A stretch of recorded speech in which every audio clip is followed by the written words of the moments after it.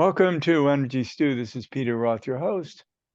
And I'd like to ask you, how powerful are you? Are you living a powerful life? Yes? Good. No? Well, let's find out how to do a better job with an author who's been on the show many times, has incredible books about power, a lot about power.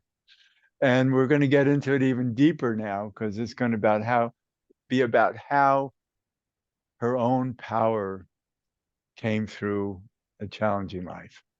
And it's a beautiful new book that she's written, My Road to Power, Sex, Trauma, and Higher Consciousness.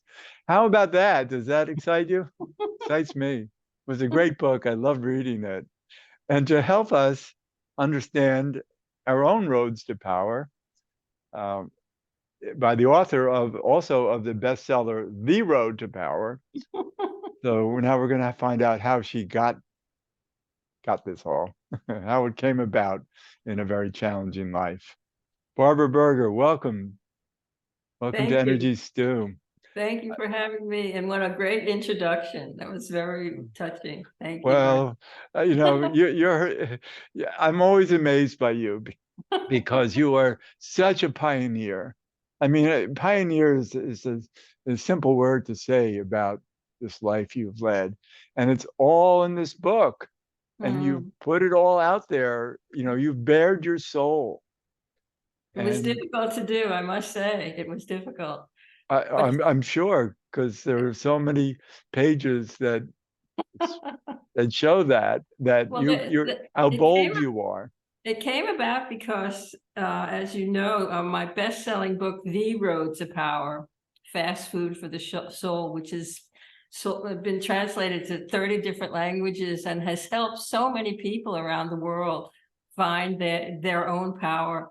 But these people often ask me, what about you? How did you get to be this person, Barbara? How did you figure all this out?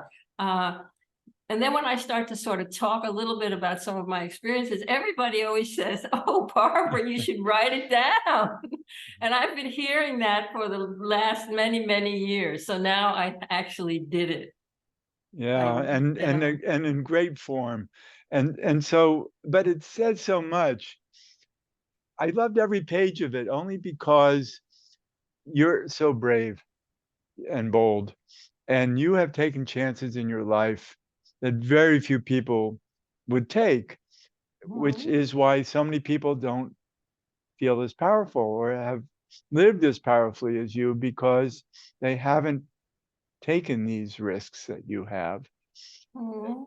And it's not like you figured it all out and understood what you were doing. No, definitely not. It's like, we're making this up as we go along thing. But on the other hand, it's true what you say, but it's also not true in the sense that now you've read the book, so you know that from a very early age, I had a very strong sense of spiritual awakening and higher Yes, consciousness. I love So, that. so And it was about an early trip to Miami. And I also had an early trip to Miami, but I didn't have the same experience that you had. Tell us about it. well, the thing that, I mean, that's just one example that I used in the book, but I came from a very, very ordinary, materialistic Jewish background. My father and mother grew up in New York, and they grew up on Riverside Drive, where you live.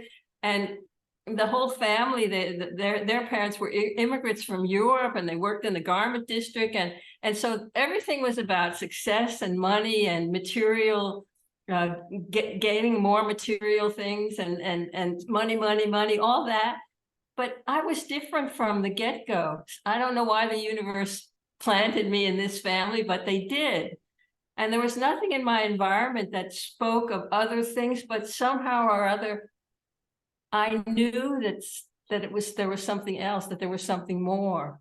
And as I describe in the book, from a very young age, every winter we went to Miami Beach, and that was the thing they did. And they ate and they played pinochle and they played canasta on the beach and all that. And then there would be the sunset, the time of day when the beach time was over, and they would all go back to the hotel rooms to have a nap.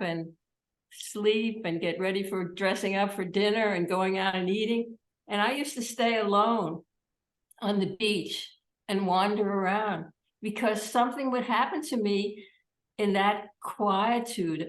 I would have, I call it Satchiananda, divine bliss consciousness. Something would happen to me. I would have access to higher realms or other dimensions or this infinite peace.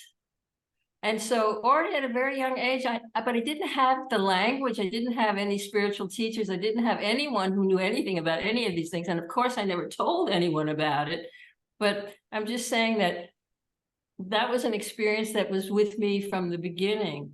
My son, Tim Ray, who you know, who also writes spiritual books and who has worked with me for many years, he always says, "Oh, Mom, you're the reincarnation of a tulka or a Buddhist monk, or you came with this information already in your soul." And it seems true enough because there's no explanation in the outer for what I experienced. It was an inner knowingness. Well, that allowed you to be so brave because somehow you had these other experiences of wholeness, of oneness, that that you were willing to trust taking risks. And there, I mean, the book is loaded with that. And it's But on the amazing. other hand, I wouldn't say that I was willing to take risks in the way you formulated. It was more that I was driven to, I knew that my mission or my job or whatever you wanted to call it was that I should try to find how do we ease human suffering? What's going on with this crazy world? I mean, I had that drive in me from a very early age too, that was what I was supposed to do. So it wasn't so much that I was brave, it was that I could do no other. But I think that was the author in you, knowing you have all these books to write. You know, your soul knew that ahead of time.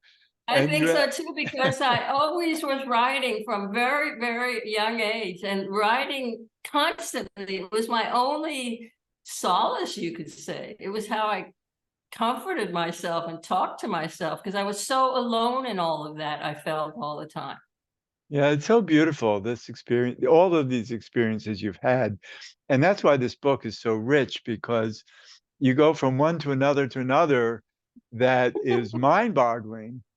And, and yet there's so much depth in understanding it from this point of view. Well, thank you for saying that.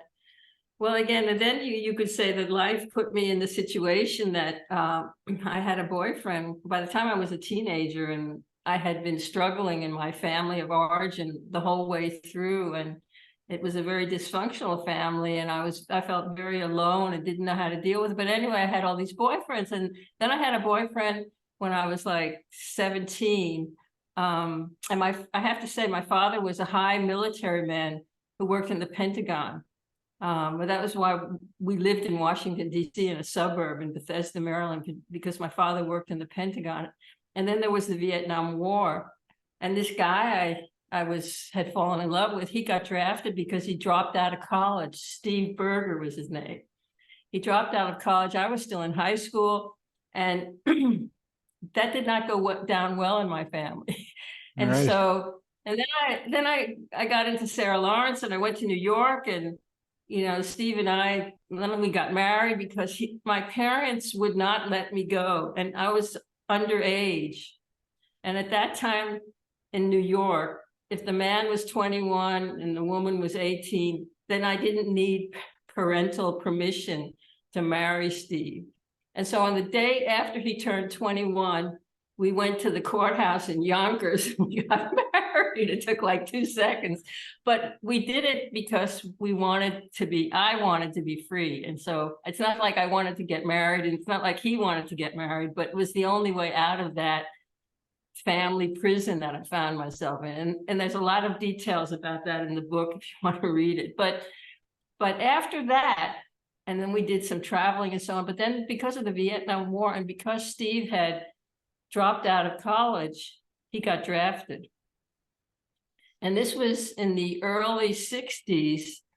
So we were sort of the first wave of the young people who were against the Vietnam War. And so many of these adventures that you refer to, this started when we tried to leave the United States and go abroad because Steve was gonna, I mean, it was, he couldn't be a conscientious objector, and he would get 5 years in jail if he didn't show up. I mean, he got called, he went to Whitehall Station, just like in Alice's Restaurant, that the whole thing. And so we had to disappear, and we did. And Yeah, but we it's were amazing. The book is so rich of the journey of you trying to disappear. Like you took a boat to Europe, and in those days boats were common, and that's how we got to Europe. I had my opportunity to do that too. And but then what happened when you got there? Uh, you couldn't get off the yeah, ship. it was amazing. We went on this boat, and it was filled with hippies. The whole boat was all long-haired guys and long-haired girls, and everybody was smoking dope, and everybody was, singing protest songs. And the guy from Berkeley who made the famous speech, Mario Salvio, I think his name was, he was on the boat. So there was lots of us.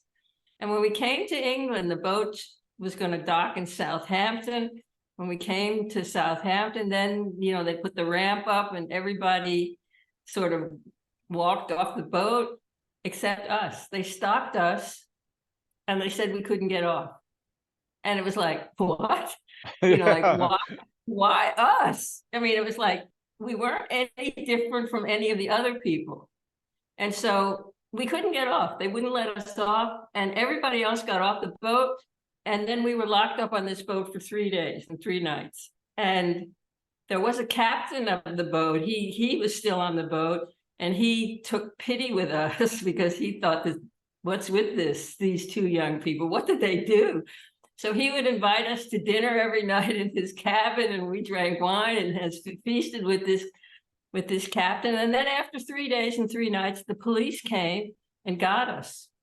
And there was 2 of them. There was one for Steve, a man, and one for me, the woman. And we were handcuffed to these people. It's amazing. And then they were going to take us, and they were going to take us to Heathrow Airport and put us on an airplane and send us back to America. We were getting deported. But we had many hours until the flight was taking off, and I had never been in England. And we came driving from Southampton up to London. And I just said, oh, I was really looking forward to seeing London. I'd never been there before. And then these 2 policemen, they also felt sorry for us. They said, okay, we'll show you around. So we had our own police car, police escort. They drove us around, and we saw the Parliament and Big Ben and all of that stuff. And then they finally took us to the airport, and they took us up the plane and to the captain, and they gave the captain our passports and said he was not to let us off the airplane until we came to New York, because the plane was going from London to Scotland to Iceland to Newfoundland. And you might have escaped. Exactly. And so we were stuck on this plane, and we were sure that when we would come to New York, I mean, what was this about? That Steve was going to be arrested, that there would be, the military police would be waiting for us when we got to the airport. So we landed in New York, and we went through customs, and nothing happened. And no one was waiting for us. Nothing happened. It was like we just couldn't figure out what this was all about. Until you thought about your father. Well, that was the first many, many years later, as I write in the book. I got to know a British diplomat very well. And one day I told him this story just to find out what he thought about it. And he said, oh, Barbara, obviously it was your father's doing, that something like that could happen. That he said, there's no other explanation. Right. But I never asked my father, so I don't know. This day. I want to go on to other ways that you had to escape your family. and yet you always, your father was basically a good guy. He wasn't the troubling parent that your mother was. That's for sure. But he never did come to your rescue about her, No, and no. that's a very important thing in life, to have a one parent who's the shrew and the other who just doesn't show up against the He shrew. he didn't. He didn't. It was very, very sad. In Yeah. fact, the last time I saw him before he died, many, many years later, he cried and apologized and said that he was sorry that he had never stood up Oh, for me. that's wonderful. That's a good But that's way to complete with him. That's good. But this is so fascinating, and this is such a small segment of how many fascinating experiences you've had throughout your life and that are in the book. And so well, that's I think the other one that we could mention here in the start, if we're going to continue this discussion on another session, yes, is please. that how did I end up in Scandinavia? So it's part of this story. So when we got back to New York, what were we going to do then? And so it was not safe for us to be in New York, because in those days they were looking for people who, it was before there was the big wave of draft dodgers. So we went to Canada. That we just had this idea, okay, where can we go now? And this was before so many people did go to Canada. Eventually, a lot of people, draft dodgers, went to Canada, but we went before anybody was there, and it was cold and we didn't have any money. And so then we said, okay, we'll go to Mexico. So we hitchhiked to Mexico. It took us 3 weeks. It was a long journey, because Mexico was like the last place that we could go to, and we didn't have money. Well, And but so, before that, Barbara, before yeah, that, you had gone to Israel. You lived on a kibbutz yeah, but together. that's before Steve got drafted. Oh, Those okay. But that yeah, was also a revelation that about was also life, a because you revelation. thought the kibbutz would be freedom for you to be experiencing fullness of Mhm, life. And mhm. it didn't work out very well because No, it you didn't. were different than the other people in the kibbutz. We were. It was Yeah. another Jewish homeland that was not so. Uh, So open. Actually, Yeah. so, So, but yeah, but yeah. let's come back to Mexico, because getting to Mexico was a journey that Mhm. also is kind of like what happened to you when you were 12.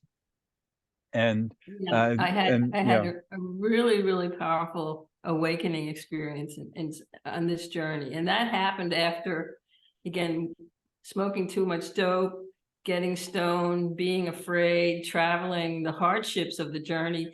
At one point, I really, really freaked out and had a bad trip. And that was in Mazatlan, once we were in Mexico. And so when I came out of that state, I was so much in shock. And then we thought, okay, we better go to Mexico City and get somewhere. We didn't have very much money left. And so we got on this train in Guadalajara, and that was like an all-night train up the mountain to Mexico City.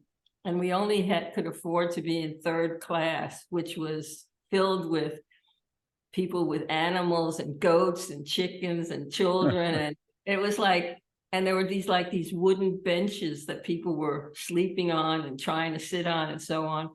And then as the train slowly went up the mountain, I had this most amazing moments of, I don't know what to call it. We call it cosmic consciousness, or seeing the unity of all things, understanding the web of life. I try to explain it to write. I have a section in the book where I tried to write it down when I came to Sweden later. What the way that experience played out, and so you can read it in the book. But it was, I was completely stunned, and I was completely, it's beyond words. This kind of, you can't describe it in words. But after that, I knew that that everything was the way it was supposed to be. It always is, and that the divinity that is within me, or within you, and within each of us, it became so apparent to me. yeah, this is a great gift that it was Yeah, given to and you. so this kind of thing that happened to me, and then just to sort of finish it up before we run out of time, that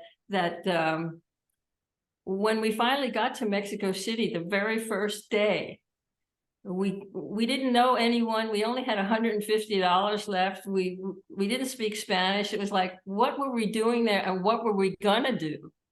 And so we wandered around, and we ended up in this big park in the center of Mexico City, and we sat down on a bench, and we were just sort of staring at nothing, Yeah, trying to forlorn. figure out, yeah, what are we going to do? And there was this guy, a really tall, very interesting looking man, looked like kind of out of a Dostoevsky novel, who was wandering around, and he was drawing people, sketching. He had this big thing, white paper. And then finally he came over to us and said, "Oh, you're so beautiful, the two of you. Can I sketch your faces?" And we said, "Go ahead." We didn't care. And so he sat down on the grass before us, and he started sketching us. And then suddenly he stopped and put his block of paper down, and he said, "What are you doing here?" And up until that point, we never told anyone that we were running away from the US Army and that we were afraid. And we just said, we were visiting relatives, or we were students, or something like that. But for some reason, again, divine intervention, I just blurted it all out. It wasn't Steve, it was me. I said, "We're on the run from the US Army. We're against the Vietnam War. We don't have any money. We're scared. We're here. We don't know what to do." I just said it all. And he just sat quietly, this guy, and listened. And then he said, "I am a pacifist, and I am from Sweden, and I think you're doing the right thing. And I will take you home with me to Sweden and take care of you, so you don't need to worry." It's He amazing. just, he just said that. And it was like, oh my God. And he did. It was true. He took us to Sweden. It turned out he was a very famous Swedish artist. And his brother was a famous journalist on Sweden's biggest newspaper, like the New York Times of Sweden. And when we came to Sweden, we suddenly became minor heroes. Like we were like the young Americans who were saying no to the Vietnam War. There were newspaper interviews and articles, and we were on TV, and it was like, it was so confusing and It's such a amazing. shock. Yeah, and I was so young. And then because I was so traumatized, and the book that I wrote now is called Sex, Trauma, and Higher Consciousness. So I was so traumatized by all of this experiences that I had. So for some reason, the only thing I could think of to do was to write. And so I started writing down I called it the journey, what had happened and what we had been through and so on. And then one day, this man who was visiting us, he said, what are you writing, Barbara? Can I look at it? And I said, "Go ahead." And so he took this manuscript, and without asking me, he gave it to one of the biggest publishers in Sweden. And then suddenly I get a call, they want to publish this book. And I was only 20 years old then. So I suddenly became famous in Sweden and Denmark and Norway. And like I was the voice of the young Americans, and there was all this stuff in the newspapers and articles. And so it was like from lowly to holy suddenly. It was just, so that was also really, really an amazing experience, that all these things happened in that short time frame. But your life is full of serendipity and synchronicity. Exactly. Yeah, it's But amazing. anyway, so that's sort of the beginning of this journey, you could say, which I try to share as honestly as I can in the book, these Right. awakening experiences, but the things that happened, that, as you say, who would have thought, sitting there on a bench in Mexico City, and here I still live in Scandinavia. I live in Copenhagen, Denmark. So obviously the universe wants me to be here. It's amazing. I think also your soul wanted you to be there because it knew what you're supposed to be up to in this life. And so the book goes on and on with so many stories of what happened, how you got from Sweden to Denmark, and unique places you lived. with Steve, and uh, then your life went on also. And we'll talk about this in a subsequent show because I love talking with you about this, and I want my audience to enjoy who you are and what you're about, and how much that you challenged life to develop your wisdom and power. So it's amazing to me. I was thrilled with every page of your book. I And lost you yeah. the last couple Oh, minutes. okay. I couldn't hear what you I'm, were saying. yeah, I guess I have a weak connection, but I'm thrilled with every page of your book about how driven you were to take risks to develop your wisdom and power. You didn't know you were doing that. You were just open to explore. And a Mm. journalist who knew how to write it all down, and it got better and better. And I can't say better and better. I mean, it became in the end better and better, but along the way it was harder and harder. So we're going to have a subsequent show where you'll be able to help our audience enjoy what it takes to find your own road to power. And so your book is the new book is My Road to Power, and your famous book already is The Road to Power, and this explains what made that happen. And I'm fascinated. I've always been fascinated by you because we've done many shows about many of your books, and it goes on and on. In this book, I can't wait to talk with you about so many other uh, challenges and experiences and risks you took. It's amazing. So we'll be talking again very soon, hopefully in a subsequent week, because I just love to talk with you about this because you're fascinating, and but for a point, you're fascinating for a particular point, and that's to help people grow and become themselves in better ways and become powerful. And it's beautiful to see. So thank you for being a guest on Energy Stew again. I love talking with you, of course, Thank you, Peter. and we will come back again soon. We will. God bless you. Thank you so much for having me. I'm so happy to. And this is Peter Roth, your host of Energy Stew at prn.live. I can be reached at peter at heartriver, Heart river.org. I'd love to hear from you, and thanks so much for listening.